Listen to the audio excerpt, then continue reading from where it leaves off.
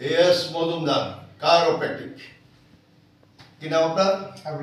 আবুল কাশেম মজুমদার। মজুমদার মধ্যে আরেক এক মজুমদার আসছে আরেক মজুমদার কাছে কি নিয়ে? হাঁটুর সমস্যা। 12 বছর না আরো বেশি? 12 বছর।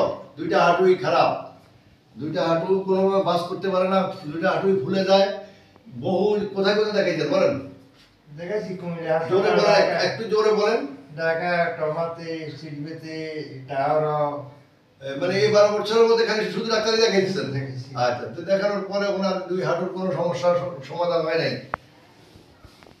হাঁটু দুইটা এই যে ফুলে, এটা বিশালভাবে ফুলা, একেবারে ফুলে গেছে।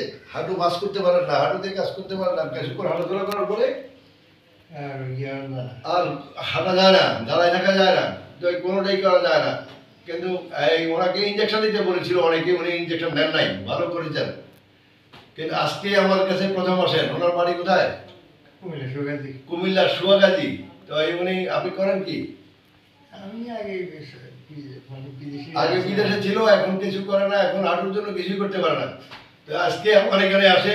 আমরা প্রথম দিন প্রথম সেশনে প্রায় ধরেন একটু কাজ করেছি। সে একটু কাজ করাতে একটু হালকা হয়েছে, হাঁটুটা একটু হালকা হয়েছে, সামান্য একটু কাজ করেছি।